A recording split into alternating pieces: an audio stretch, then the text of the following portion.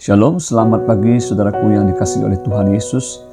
Pagi hari ini kita akan bersama-sama merenungkan kembali satu bagian firman Tuhan dengan judul Teladan Penyangkalan Diri dan Kerendahan Hati.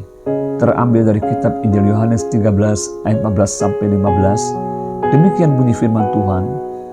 Jadi jikalau aku membasuh kakimu, aku yang adalah Tuhan dan gurumu, maka kamu pun wajib saling membasuh kakimu. Sebab aku telah memberikan suatu teladan kepada kamu, supaya kamu juga berbuat sama seperti yang telah kuperbuat kepadamu. Ketika Yesus tahu bahwa saatnya sudah tiba, bahwa ia akan beralih kepada Bapa yang mengutusnya, dan segala sesuatu telah diserahkan kepadanya, maka dia perlu memberikan suatu keteladanan dan pesan yang penting kepada para muridnya. Tujuannya adalah agar para murid yang sudah bersama-sama dengan dia selama kurang lebih 3,5 tahun itu dapat mempraktekkan teladan hidup seperti Sang Maha Guru mereka. Di dalam apa yang diperbuat Yesus dengan membasuh kaki para muridnya, sesungguhnya terkandung suatu pelajaran penting bagi setiap orang yang mau menjadi murid Yesus, yaitu orang-orang yang menerima orang yang telah diutus olehnya, menerima dia sebagai yang diutus oleh Bapa, dan yang dengan demikian menerima juga Bapa yang mengutusnya. Dalam ayat yang ke-20 ada paling tidak 2 pelajaran yang sangat penting untuk kita renungkan dan kita praktekkan di dalam hidup kita dari apa yang Yesus telah teladankan, yaitu yang pertama, teladan penyangkalan diri. Ketika Yesus yang adalah seorang guru, bahkan dia yang adalah Tuhan sendiri, namun rela menanggalkan jubah kebesarannya, menundukkan diri dengan membasuh kaki para muridnya, merupakan suatu teladan penyangkalan diri.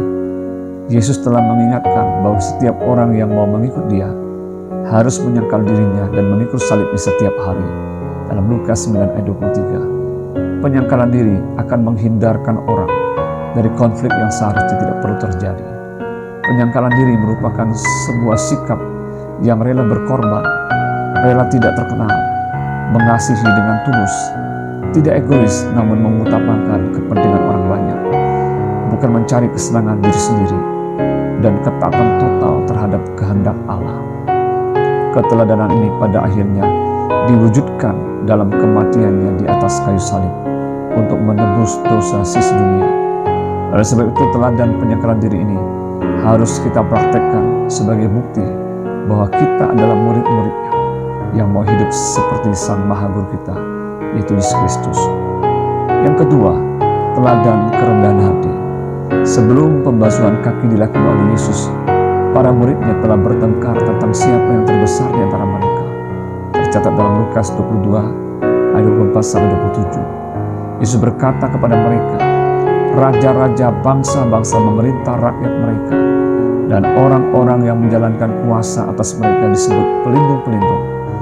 Tetapi kamu tidaklah demikian, melainkan yang terbesar di antara kamu hendaklah menjadi sebagai yang paling muda, dan memimpin sebagai pelayan. Sebab siapakah yang lebih besar, yang duduk makan atau yang melayani? Bukankah dia yang duduk makan?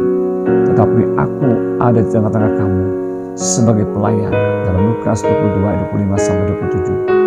Kita belajar bahwa apa yang Yesus telah lakukan dengan membasuh kaki para muridnya merupakan sebuah keteladanan tentang kerendahan hati, yaitu sikap mau melayani satu dengan yang lain. Kerendahan hati menghindarkan orang dari kesombongan dan peninggian diri yang dapat menghancurkan kehidupan seseorang. Kerendahan hati akan menghindarkan orang dari pencarian kemuliaan duniawi, merasa diri benar, meremehkan dan merendahkan orang lain, suka menghakimi dan menyalahkan orang lain, haus pujian dan selalu minta dihormati, serta keangkuhan hidup lainnya yang menimbulkan banyak masalah di dalam hidup ini.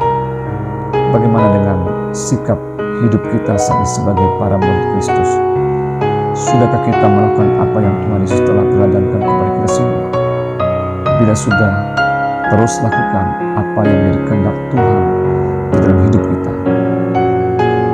Bila belum, minta Roh Kudus untuk memampukan kita melakukan apa yang telah Yesus teladankan, agar hidup kita semakin hari semakin seperti Kristus hidup. Selamat pagi, selamat beraktivitas. Tuhan Yesus memberkati. Shalom.